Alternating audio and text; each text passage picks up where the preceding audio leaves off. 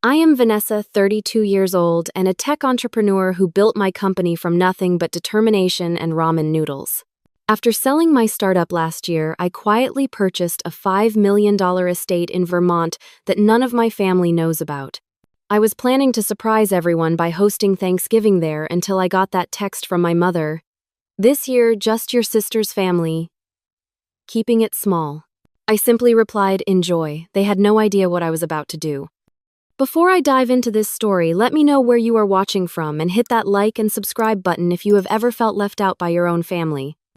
Growing up in our middle-class neighborhood in Grand Rapids, Michigan, I always felt like I was living in the shadow of my older sister, Catherine. Our modest 3-bedroom house was covered in trophies and photos celebrating her accomplishments. Catherine was everything my parents dreamed of in a daughter. She was the homecoming queen captain of the cheerleading squad and maintained a perfect grade point average, while seeming effortlessly popular. I, on the other hand, was the odd one out. While Catherine was attending football games and going to school dances, I was building computers in my bedroom and coding my first simple programs. My parents never quite understood my interests. When I would try to explain my latest coding project, my father would smile politely before changing the subject to something Catherine had achieved. Your sister just got accepted to the University of Michigan, my mother would announce at dinner, beaming with pride. And she and Brad have been dating for 6 months now. I would not be surprised if he proposes after graduation. Meanwhile, my acceptance into a computer science program at Stanford, with a partial scholarship, barely received acknowledgement. California is so far away, my mother had said. With a frown. Are you sure you would not rather stay closer to home like your sister? The pattern of being treated as an afterthought continued throughout my college years.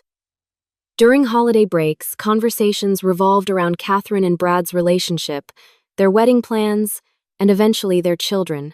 My parents transformed our childhood bedrooms after we moved out. Catherine's became a beautifully decorated guest room that rarely saw use, while mine became storage space filled with Christmas decorations and old furniture. When I would share news about my academic achievements or early career milestones, my parents would listen politely before steering the conversation back to Catherine's growing family. "Did we tell you your nephew, Tyler?" said his first word. My mother would interject, effectively dismissing whatever I had been talking about. Family gatherings became increasingly difficult to endure. At Catherine's wedding, I was not asked to be a bridesmaid despite there being 8 in her bridal party, including cousins and friends she had not spoken to in years. At Thanksgiving and Christmas, I was expected to help in the kitchen while Catherine relaxed with the family. When I brought my college boyfriend home one Christmas, my parents barely made an effort to get to know him, while Brad was treated like the son they never had. Even as I began to find success in my career, my family continued to view me as somehow less accomplished than my sister. My father would introduce me as our daughter, who is still figuring things out, well into my late 20s, despite the fact that I was working for a major tech company in San Francisco. Catherine, meanwhile, was introduced as our daughter, who gave us our beautiful grandchildren and lives just 15 minutes away. The exclusion took different forms over the years. Sometimes it was being seated at the kids' table long after I had graduated college. Other times it was learning about family gatherings after they had already happened. "Oh, we did not think you would want to come all the way from California for just a small birthday dinner," my mother would explain when I would see photos on social media of a celebration I had not been invited to. One particularly painful memory was from 5 years ago when my grandmother fell ill. Catherine was called immediately, but I only found out days later through a cousin. When I confronted my mother about it, she said, "We did not want to worry you when you were so busy with work."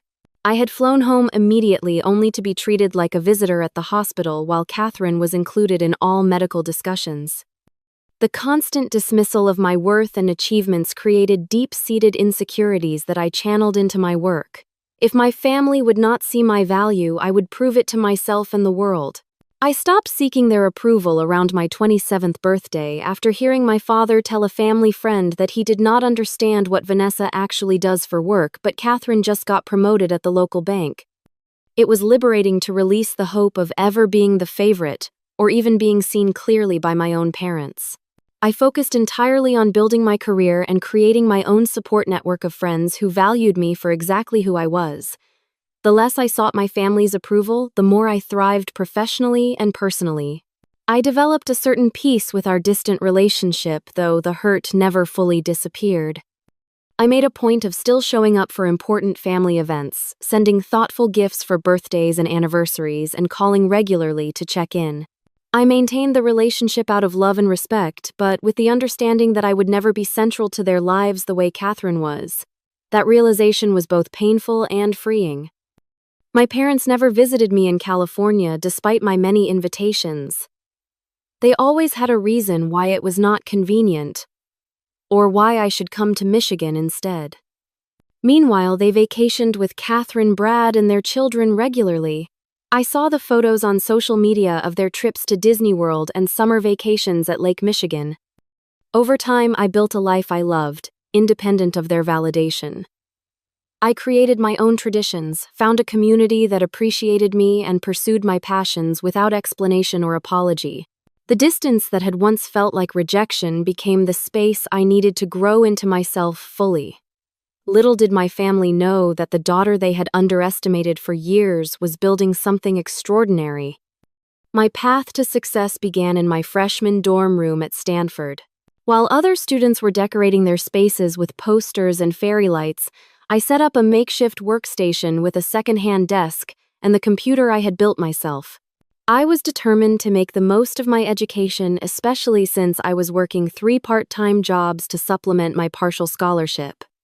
Mornings started at 5:30 a.m., with my job at the campus coffee shop.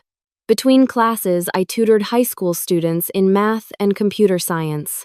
Evenings and weekends were spent answering phones at the university tech support desk.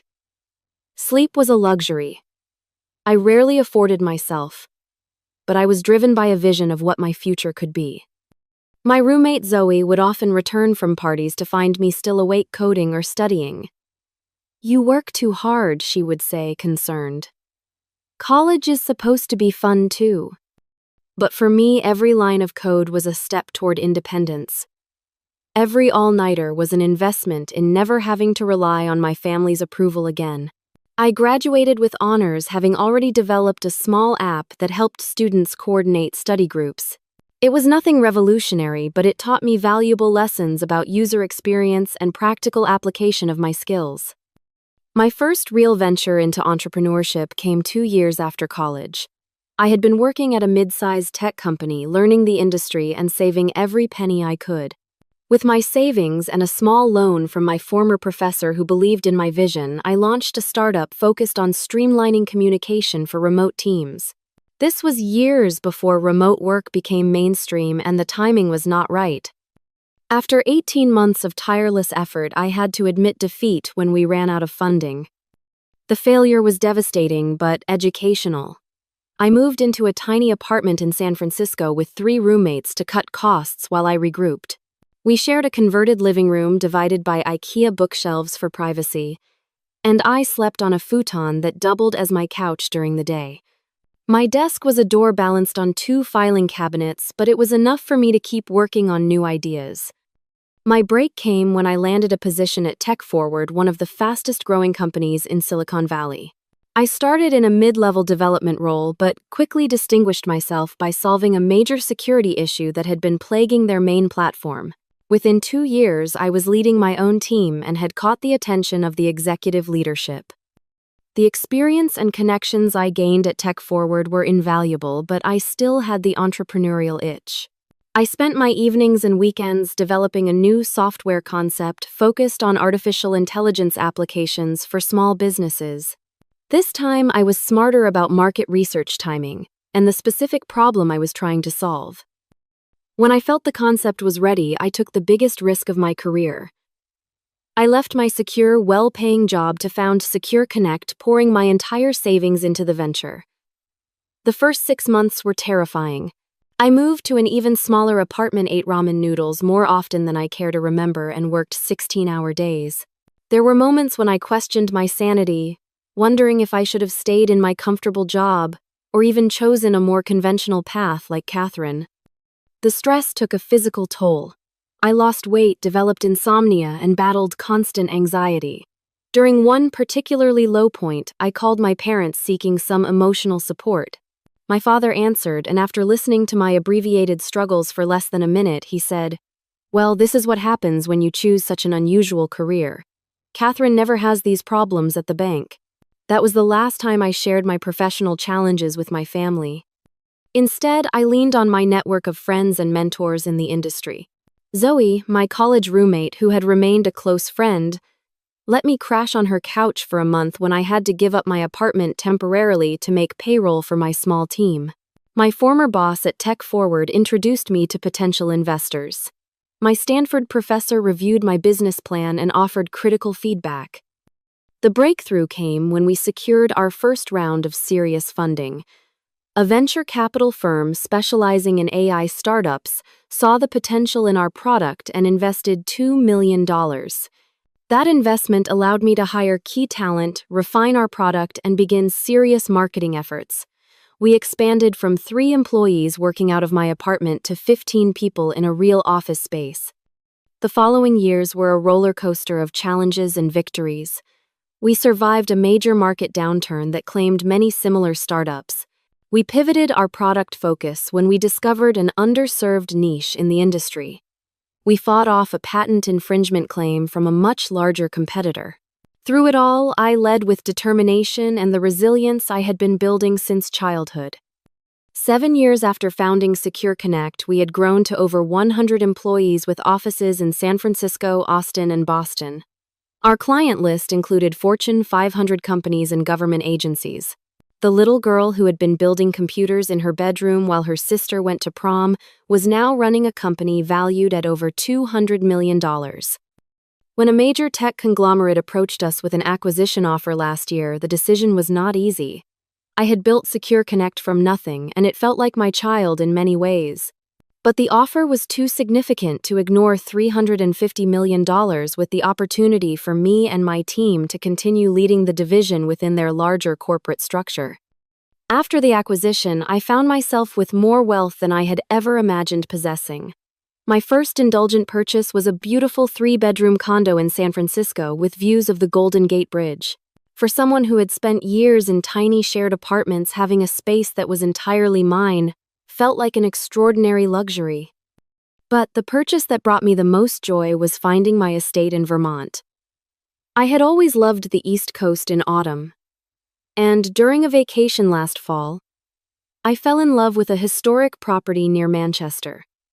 The estate featured a main house with 7 bedrooms, a separate guest house, 50 acres of land with hiking trails, a pond, and stunning mountain views. The moment I walked through the front door, I knew it was special. I purchased the property for $5 million and spent another $1 million renovating and decorating it to perfection. I hired a local estate manager named Thomas to maintain the property when I was not there, which was most of the time given my work schedule. But I visited whenever I could, finding peace in the rolling hills and forests that surrounded my new sanctuary. Throughout all of this success, I had been relatively quiet about my achievements with my family.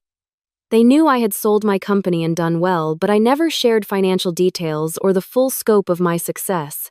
Part of me was waiting for the right moment to show rather than tell them what I had built. Another part was protecting myself from their potential dismissal of my accomplishments, the way they had dismissed me so many times before. I had planned to finally reveal everything by hosting Thanksgiving at my Vermont estate. I imagined their surprise when they arrived at the property, the recognition in their eyes that the daughter they had underestimated had built something extraordinary. I pictured finally earning my father's respect and my mother's pride. Even Catherine might finally see me as an equal, rather than the little sister who never quite measured up. It was not about showing off my wealth, but about finally being seen for who I had become, about taking my place in the family as a successful adult in my own right. That was the plan until my mother's text changed everything. The text arrived on a Tuesday morning in early November, as I was reviewing quarterly reports in my San Francisco office. My phone buzzed with a message from my mother, and I opened it, expecting the usual check-in about holiday plans. "Vanessa, about Thanksgiving this year. We are keeping it small. Just Catherine, Brad, and the kids. Hope you understand. Maybe we can see you at Christmas instead. I stared at the screen, reading the message multiple times, as if the words might rearrange themselves into something less hurtful. There was no explanation, no apology, just the casual dismissal that had characterized our relationship for years. My thumbs hovered over the keyboard as I contemplated various responses. I could ask for an explanation. I could express my hurt. I could remind her that I had already booked my flight to Michigan. In the end, I simply wrote, "Enjoy." I set my phone down and tried to refocus on work, but the familiar pain of exclusion washed over me. Despite all my success, despite all I had achieved, I was still the afterthought, the expendable family member who could be uninvited with a brief text message. My assistant Natalie noticed something was wrong when she brought in my afternoon coffee. "Are you okay? You look like you just got some bad news." I attempted a smile that did not reach my eyes. "Just family stuff. Nothing new." "Want to talk about it?" she offered, closing the door to give us privacy. I found myself sharing the text and the history behind it, something I rarely did with colleagues. Natalie listened without interruption, her expression growing increasingly indignant on my behalf. "So you were just going to fly to Michigan for Thanksgiving even though they treat you this way?" she asked when I finished. "I always do," I admitted. "Every holiday, every year.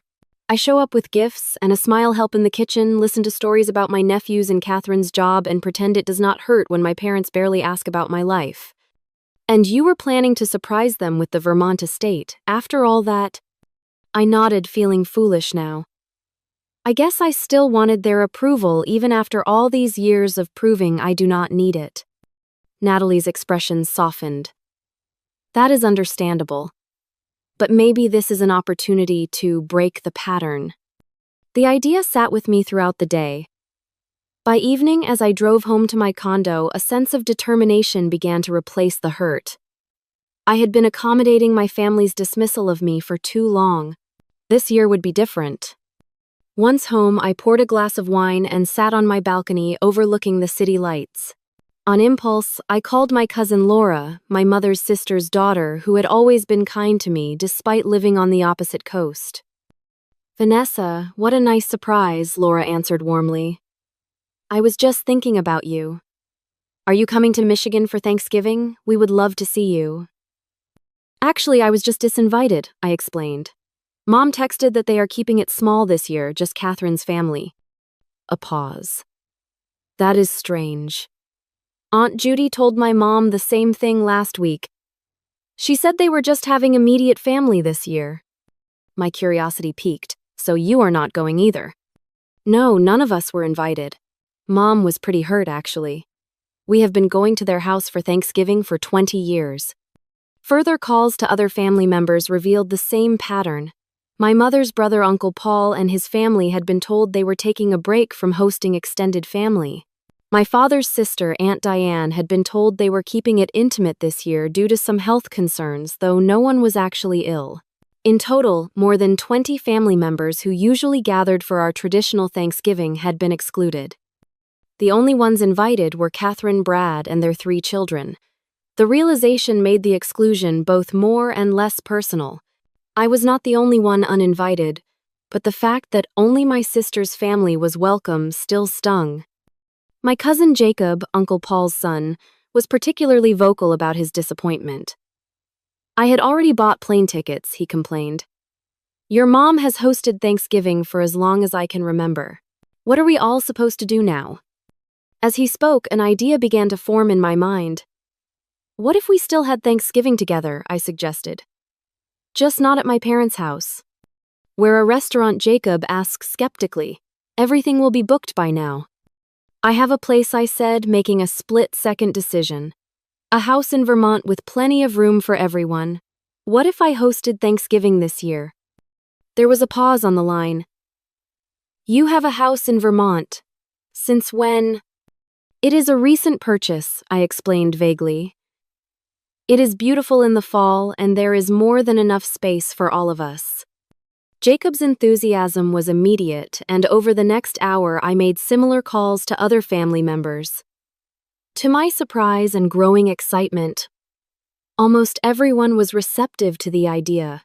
My uncles, aunts, and cousins from both sides of the family quickly agreed to come to Vermont instead of Michigan.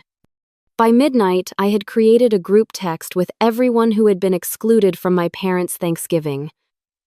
I shared photos of the estate for the first time, earning shocked responses and excited messages. "Is this your house?" my cousin Emma texted with multiple exclamation points. "This looks like something out of a magazine," Aunt Diane wrote. "How many bedrooms did you say there were?" Uncle Paul asked practically. As the messages poured in, I felt a weight lifting. The rejection that had felt so painful hours earlier was transforming into an opportunity to create something new and meaningful. I was no longer the excluded daughter seeking a place at my parents' table.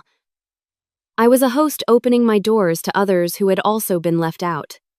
The next morning, I expanded my guest list beyond family.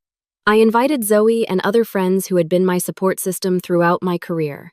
I included several employees who had mentioned they had no plans for the holiday. I reached out to my neighbors in Vermont whom I had met briefly during my visits. Every acceptance brought a new wave of excitement and purpose.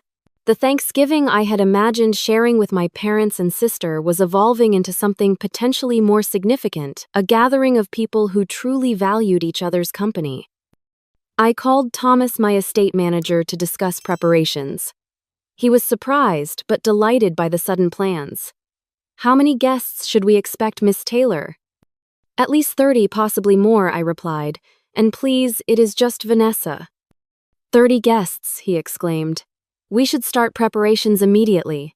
Will you be handling the cooking yourself, or should I arrange for catering?" The question gave me pause. In Michigan, I would have been assigned potato peeling duty in my mother's kitchen while Catherine relaxed in the living room. Here I had the opportunity to create an entirely different experience. "Let us hire the best chef available," I decided. "I want this to be special for everyone."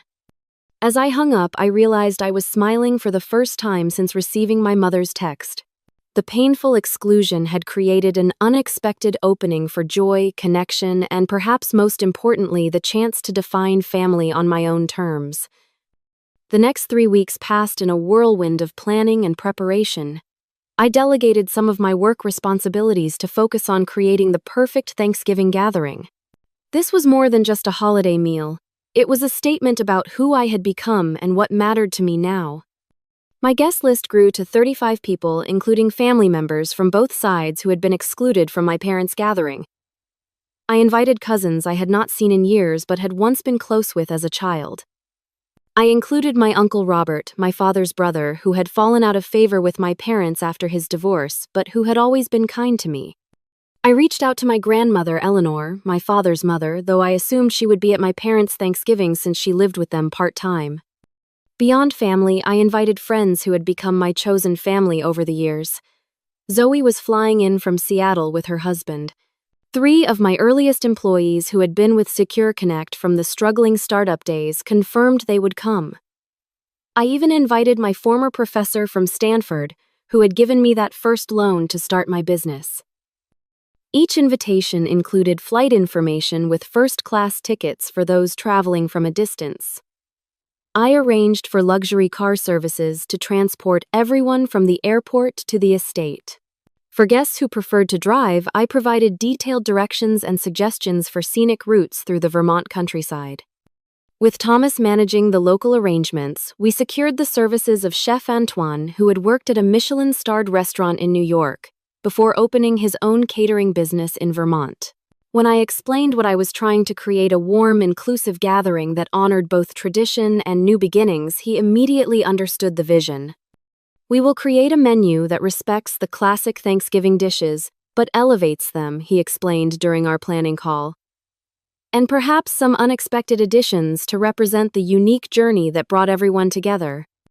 I gave him complete creative freedom, asking only that he include my grandmother's sweet potato recipe if she decided to attend. It was the one dish from family Thanksgivings that held purely happy memories for me. The guest accommodations required careful thought. The main house had 7 bedrooms, each with its own bathroom. The separate guest house offered 3 additional bedrooms. For the remaining guests, I reserved rooms at a luxury inn 5 minutes away. I wanted everyone to have their own space and privacy while still feeling part of the gathering. I worked with a local interior designer to prepare each guest room with personalized touches.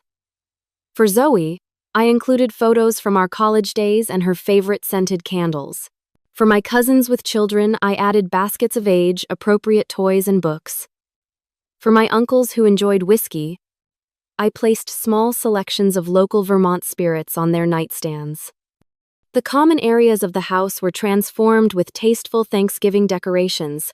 I avoided the kitschy pilgrim figurines my mother always displayed, and instead opted for natural elements like gourds, pine cones, and autumn leaves artfully arranged throughout the house.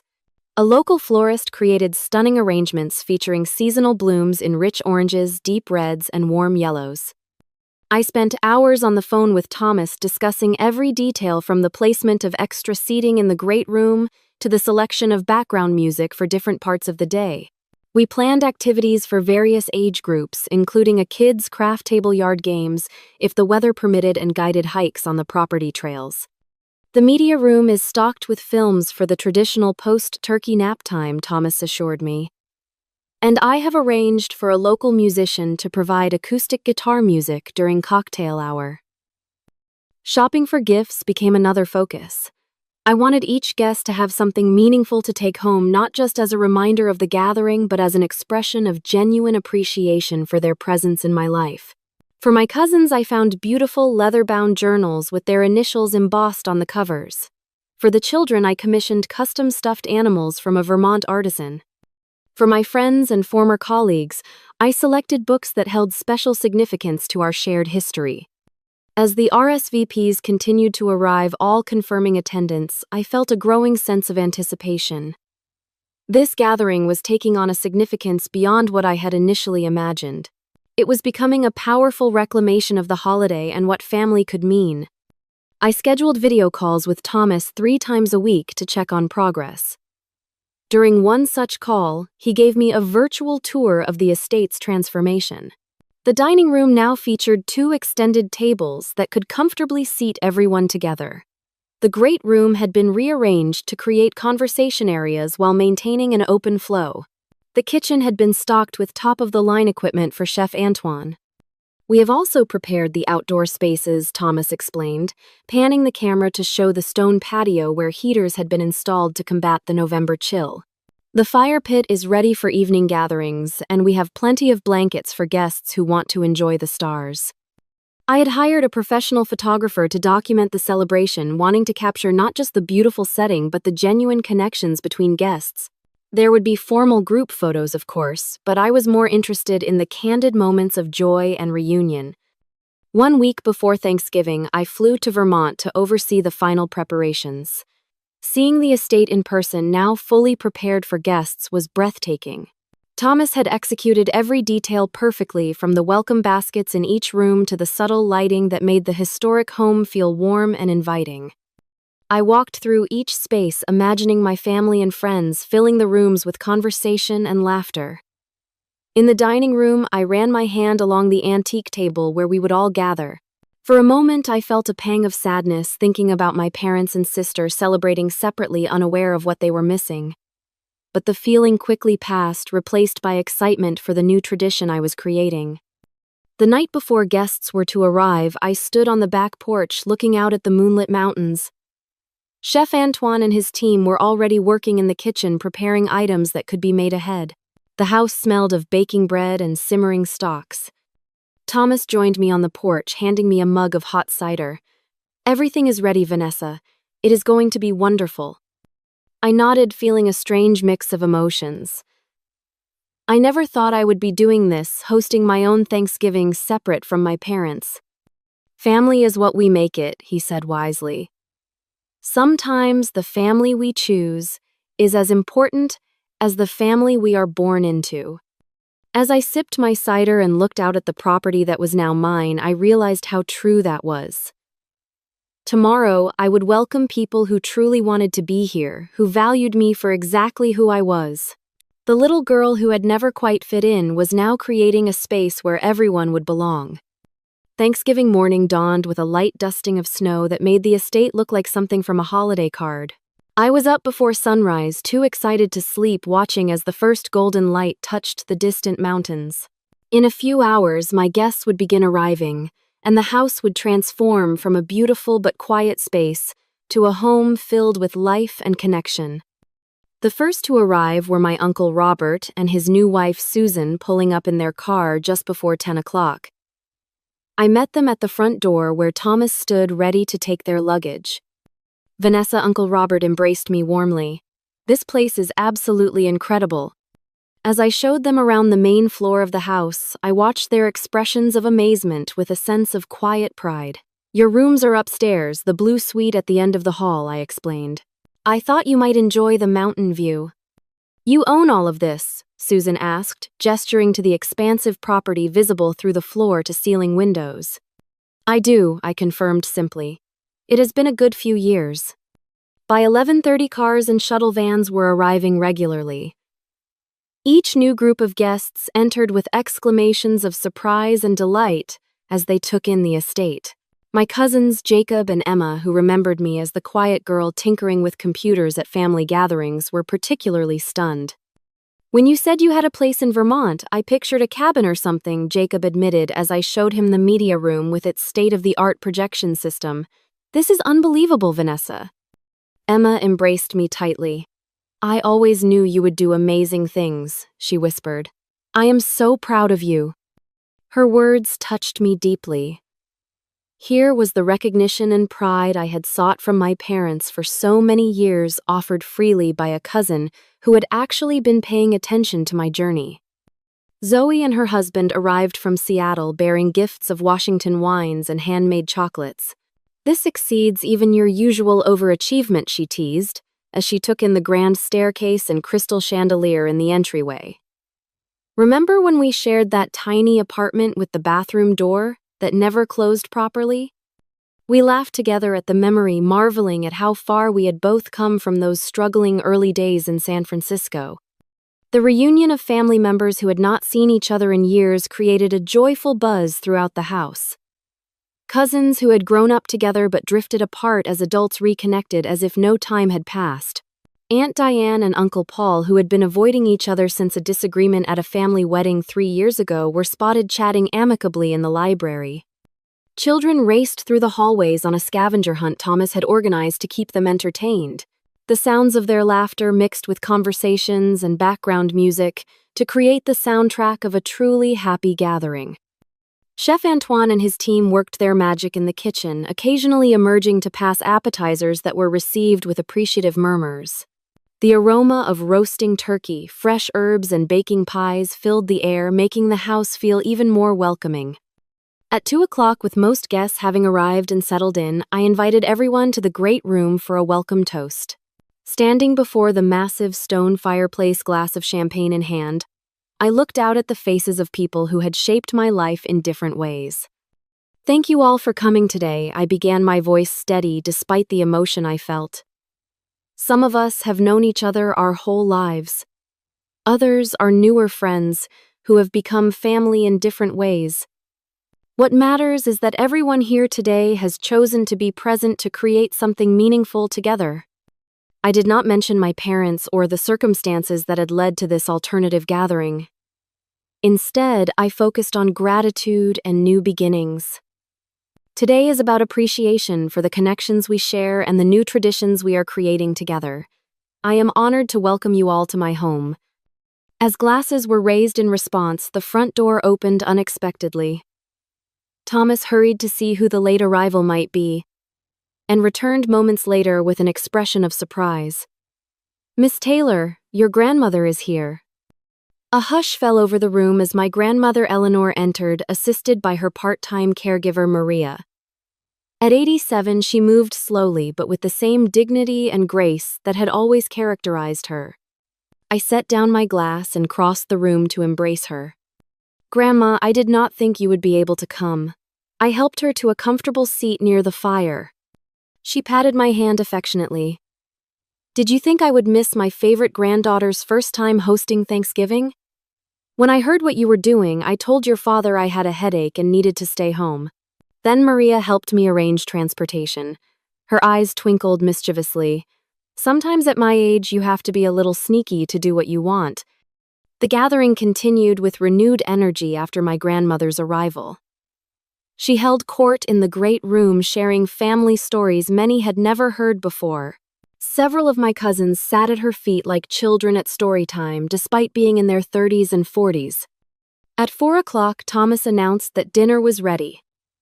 We moved to the dining room where the tables had been set with fine china, crystal, and silver. Each place marked with a hand-calligraphed name card.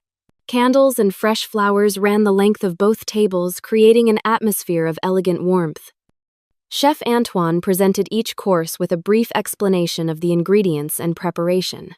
The traditional turkey had been brined for 3 days before roasting. The stuffing featured local mushrooms foraged from the Vermont woods. Even the cranberry sauce was special, made with berries harvested from a bog on the property. For my grandmother's sweet potato dish, Chef Antoine had followed her recipe exactly then. Presented it to her for approval before serving. Her smile of satisfaction was one of my favorite moments of the day. Conversation flowed as freely as the wine, with none of the tension or awkward silences that often characterized my parents' Thanksgiving table. Here there was no hierarchy, no favorites, no comparisons between cousins or siblings. Everyone was valued equally as a guest in my home.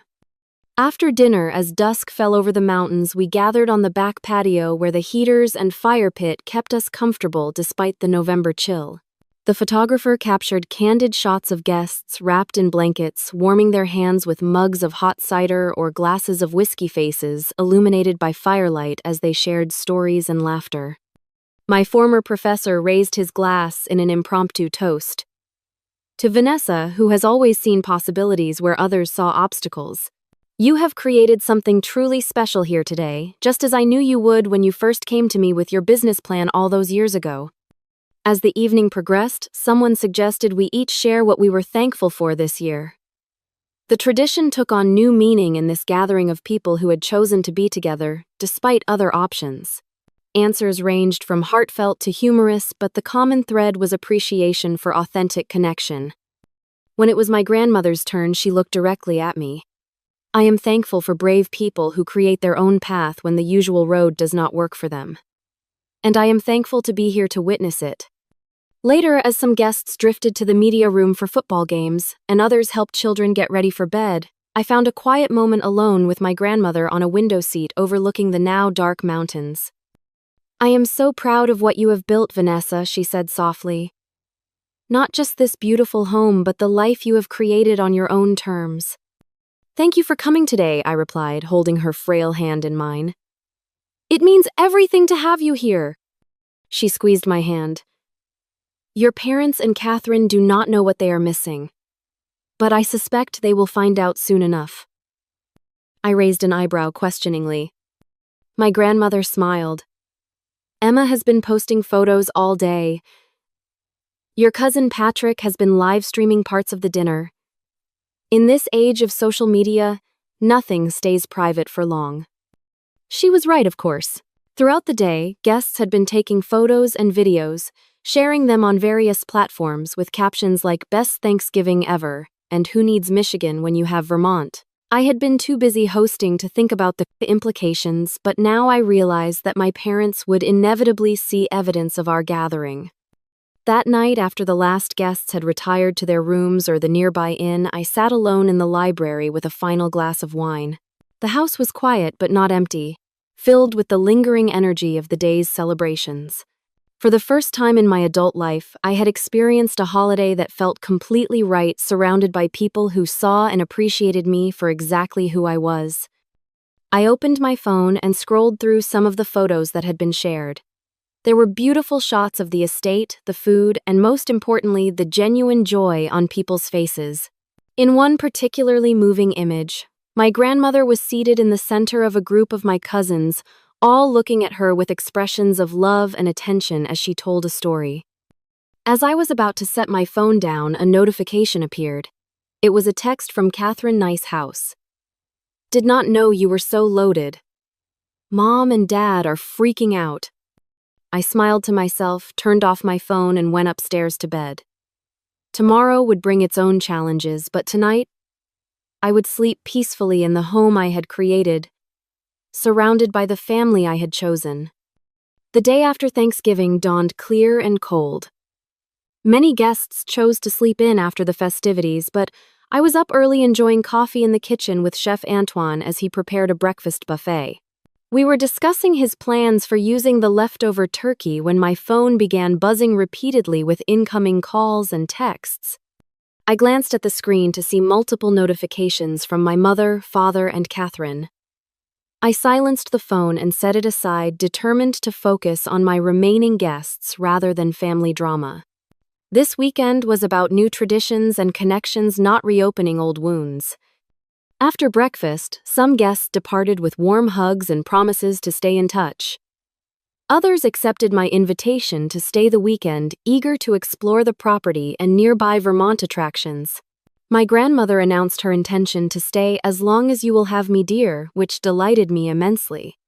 By mid-afternoon, as I was organizing a group hike to the pond, my phone had accumulated 15 missed calls and 27 text messages.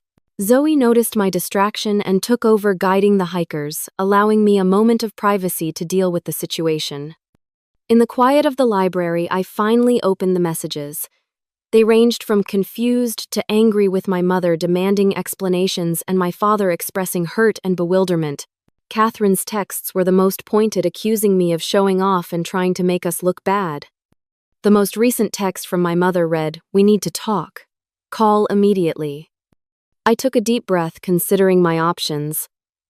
I could continue ignoring them, which would only escalate tensions. I could respond by text, which seemed inadequate for the conversation that clearly needed to happen. Or I could call and face the situation directly.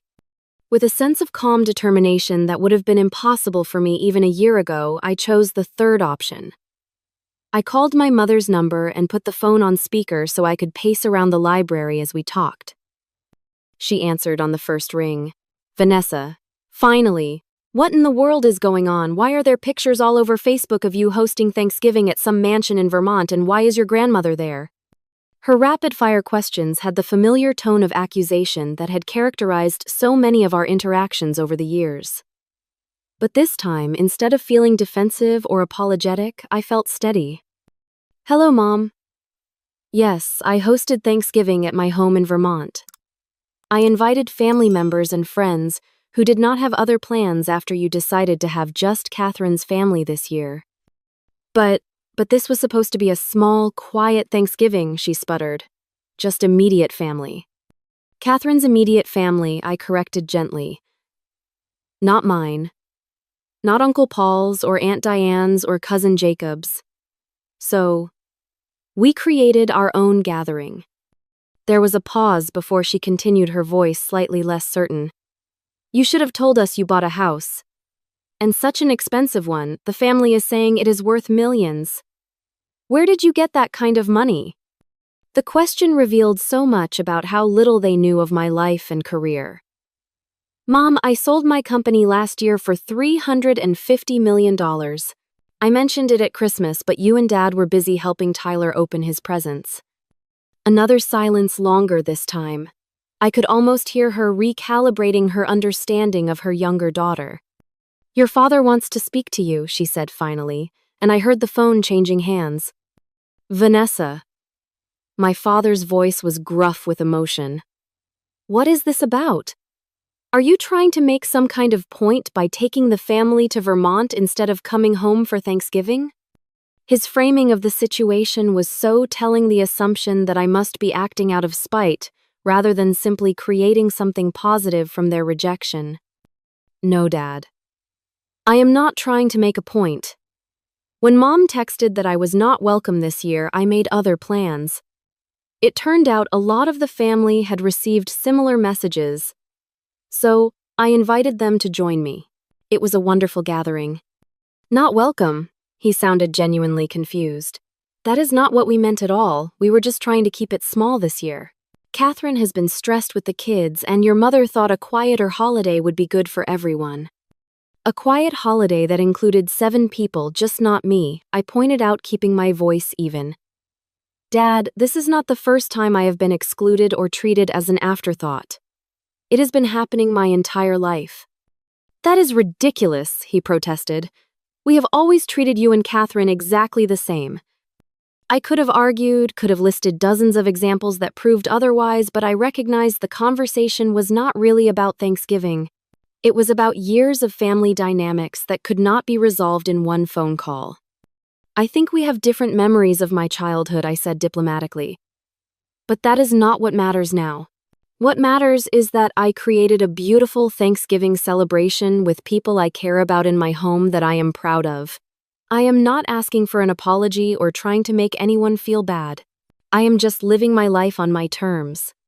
Catherine's voice suddenly broke in, and I realized I had been put on speakerphone as well. But why did you have to post all those photos? Everyone is talking about how amazing your house is, and what a great time they had. It makes our Thanksgiving look pathetic in comparison. There was the crux of it, not that I had been excluded, but that I had refused to be diminished by the exclusion. For perhaps the first time in our relationship, I had definitively one-upped my perfect older sister, and she did not know how to process it. I did not post any photos, Catherine. Our cousins and friends did because they had a good time and wanted to share it. That is what people do on social media. But you invited Grandma, she accused. She told us she was not feeling well and could not come to our dinner. She lied to be with you instead. I smiled at that, picturing my grandmother's mischievous expression as she had described her escape plan. Grandma made her own choice. Maybe she wanted to see my new home, or maybe she was curious about why so many family members were gathering in Vermont. You would have to ask her. As if on cue, the library door opened and my grandmother entered, using her walker but moving with purpose. Is that my son and his family on the phone? Put them on speaker, Vanessa. I have something to say. I adjusted the volume and nodded to her. Robert, Judy, Catherine, this is Eleanor. I want you to listen carefully because I will not repeat myself. What you did, excluding Vanessa and then acting surprised when she created something beautiful without you, is exactly why I chose to be here instead of there. This family has taken this child for granted for far too long, always placing her second to her sister. I have watched it happen year after year, and I have been just as guilty by not speaking up sooner. My grandmother's voice was strong and clear, carrying the authority of her 87 years. Vanessa has built an extraordinary life through her own hard work and determination. She has a successful career, a beautiful home, and the generosity of spirit to share it with others. Instead of being jealous or defensive, you should be proud. I certainly am. There was stunned silence from the phone. I felt tears prickling at the corners of my eyes, moved beyond words by my grandmother's defense. Finally, my father spoke, his voice uncharacteristically subdued. Mom, I think you are exaggerating. We have always loved both our daughters equally. Love is not just words, Robert. It is attention. It is interest in someone's life and achievements. It is making space at your table and in your heart. By that measure, you and Judy have failed Vanessa repeatedly. My mother's voice broke in, tearful now. That is not fair. We have always supported both girls. When was the last time you visited Vanessa in California? My grandmother challenged. When was the last time you asked detailed questions about her work or her life? When was the last time you put her first, even once, over Catherine and her family? The silence that followed was answer enough. I am staying in Vermont through the weekend, my grandmother continued firmly. Next week when I return, we will have a family discussion about how things need to change going forward. For now, I suggest you all reflect on the choices that led to this situation. With that, she nodded to me to end the call. I tapped the screen, and the library fell quiet except for the crackling of the fire. You did not have to do that, Grandma, I said softly, moving to stand beside her. She patted my hand. Yes, I did. It was long overdue. She looked around at the beautiful room with its floor-to-ceiling bookshelves and comfortable leather chairs. Now, I believe some of your guests were planning a hike. An old woman like me might prefer to sit by the fire with a good book if you have a recommendation. I selected one of my favorites from the shelf and helped her settle into the most comfortable chair before rejoining my guests outside. As we walked the trails around the property, I felt lighter somehow, as if my grandmother's words had released me from a burden I had carried for years. Later that evening, as we gathered for a casual dinner of Thanksgiving leftovers, reimagined by Chef Antoine, my phone buzzed with a text from Catherine. Unlike her earlier messages, this one seemed written in a moment of vulnerable honesty. I have always been jealous of you, Vanessa. Your freedom, your brilliance, your ability to create your own path. I took comfort in being the favorite because it was the only area where I felt I could win. I am sorry for the role I played in pushing you aside. Congratulations on all you have achieved. You deserve it. I read the message twice, surprised by the admission and unsure how to respond. It was the first time Catherine had ever acknowledged the dynamic between us, the first crack in the perfect sister facade she had maintained throughout our lives. Before I could reply, another text arrived, this one from my father. Your grandmother is right. We have not been fair to you. I did not realize how successful you had become, because I never really asked. I am proud of you, Vanessa. I should have told you that long ago. And finally, from my mother, the house looks beautiful in the photos. Perhaps we could visit sometime and see it in person. I set the phone down without responding immediately, wanting to sit with these unexpected developments and decide how I truly felt before engaging further. The path to healing family relationships would be long and uncertain, requiring more than a few apologetic texts. But perhaps this disruption of the status quo was a necessary first step. For now, I rejoined my guests at the dinner table where laughter and conversation flowed freely among people who had chosen to be together. Whatever happened with my parents and sister in the coming weeks, I had created something valuable here, a new definition of family based on mutual respect and genuine connection. That felt like the most meaningful Thanksgiving gift of all. As November gave way to December, the Vermont estate returned to its quiet state. The last guests had departed, leaving behind memories of laughter, connection, and new traditions. I returned to San Francisco temporarily to oversee end-of-year business matters, but my thoughts often drifted to the approaching Christmas holiday and the uncertain state of my family relationships. In the weeks following Thanksgiving, communication with my parents and Catherine had been cautious but consistent. Short texts evolved into longer emails and eventually phone calls that felt different from our previous interactions.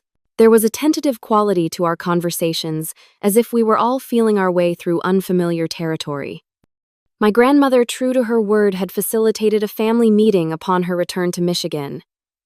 She later reported to me that difficult truths had been spoken, tears had been shed, and commitments to change had been made. Whether those commitments stick remains to be seen, she added pragmatically. But awareness is the first step toward transformation. As Christmas approached, I faced a decision. I could spend the holiday with friends in California, travel somewhere exotic, or extend an invitation to my immediate family to join me in Vermont. Despite the progress in our communications, I hesitated, protective of the peace I had found in creating my own traditions. In the end, it was my grandmother who tipped the scales. Healing happens in small steps, dear one, she said during one of our regular phone calls. You have the opportunity to rebuild something on new foundations. That does not mean forgetting the past or pretending the hurt never happened. It means creating space for something different to grow alongside the memory of what was. With that wisdom guiding me, I sent a carefully worded email to my parents and Catherine inviting them to spend Christmas at my Vermont estate. This is not about erasing what has happened between us, I wrote. It is about the possibility of something new. I would like you to see my home and share in this part of my life if you are willing. Their acceptance came within hours, along with questions about travel arrangements and what to pack for Vermont in December. I arranged for first-class flights and car service from the airport, the same considerations I had extended to all my Thanksgiving guests. On December 23rd, I stood in the entryway of my home watching through the windows as the car carrying my parents and Catherine approached up the long driveway. Brad and the children had remained in Michigan with his family this year, making this a gathering of just our original family unit for the first time in many years. As they stepped from the car, expressions of amazement already visible on their faces as they took in the scale and beauty of the property, I felt a complex mix of emotions. There was lingering hurt, certainly, but also a cautious hope that something valuable might emerge from the painful revelations of the past month. Thomas opened the door to welcome them, taking their coats and luggage with professional courtesy. My mother entered first, her eyes widening as she absorbed the grand entryway with its crystal chandelier and sweeping staircase. "Vanessa," she breathed, "this is absolutely stunning." My father followed, unusually quiet as he looked around. Catherine came last, her expression a mixture of awe and something that might have been regret. "Welcome to my home," I said, simply stepping forward to guide them into the great room, where a fire blazed in the massive stone fireplace, and the Christmas tree stood decorated in the corner, reaching nearly to the 18-foot ceiling. "You live here alone?" my father asked, finding his voice at last. "Thomas and his wife Maria live in the caretaker's cottage on the property," I explained. "And I have regular staff who maintain the house and grounds. But yes, this is my personal residence, though I split my time between here and San Francisco." "It is like something from a magazine," Catherine said, running her hand along the back of a leather sofa that probably cost more than her entire living room set at home. "Would you like a tour?" I offered, and they nodded, still seeming slightly dazed by the tangible evidence of my success.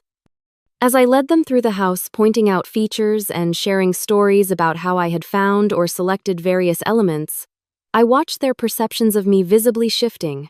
Each room revealed another facet of my life and taste that they had never bothered to discover through conversation.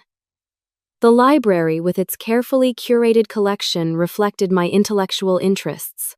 The state-of-the-art kitchen spoke to my newfound love of entertaining. The art on the walls showed my appreciation for beauty and creativity. In my home office, my father paused before the framed magazine covers featuring articles about my company and achievements. "Forbes 30 Under 30, he read from one headline. "Tech visionary revolutionizes industry" from another. "Why did you never tell us about any of this?" he asked quietly. I considered the question carefully before answering. "I did try, Dad. Many times. But there was always something more important happening with Catherine or the kids. After a while, I stopped trying." He nodded slowly, the painful truth of my words reflected in his expression. "I am sorry we did not listen." By the time we reached the upper floor with its bedroom suites, something had shifted in our dynamic. My parents and sister were seeing me clearly, perhaps for the first time, not as the afterthought daughter or the little sister who never quite measured up, but as a successful, independent woman who had built something remarkable. I showed them to their rooms, each prepared with the same thoughtful touches I had provided for my Thanksgiving guests. "Dinner will be at 7, I explained. "Thomas has prepared something special for our first night together." Left alone to settle in, I retreated to my own suite, needing a moment to process the emotional complexity of having my family in my space. It was strange and somewhat vulnerable to have them here in the sanctuary I had created, apart from their judgment and expectations. When we gathered for dinner, the conversation was initially stilted, all of us aware of the unspoken history between us. But as the excellent meal progressed and the wine flowed, the atmosphere gradually relaxed. My mother asked questions about my work that showed genuine interest rather than polite obligation. My father shared stories from his own career that he thought might relate to my experiences in business. Catherine spoke with surprising openness about her own insecurities and the pressure she had felt to maintain her status as the successful daughter. "When you left for Stanford, I was secretly terrified," she admitted. "I knew you were smarter than me, more driven. I was afraid you would outshine me, and then I would lose the one thing I felt I had, being the daughter Mom and Dad bragged about. So you made sure to keep me in my place," I observed, not accusingly but seeking understanding. She nodded, looking ashamed. "It was not always conscious, but yes." and Mom and Dad made it easy because they were so focused on my life, my kids. We failed you both in different ways, my mother said quietly. Catherine, we put too much pressure on you to be perfect. Vanessa, we did not give you the attention and recognition you deserved. I see that now, and I am truly sorry. The conversation continued late into the evening, moving from the dining room to the great room where we sat before the fire. There were difficult moments and uncomfortable truths, but also laughter and memories that had been positive despite the complicated dynamics.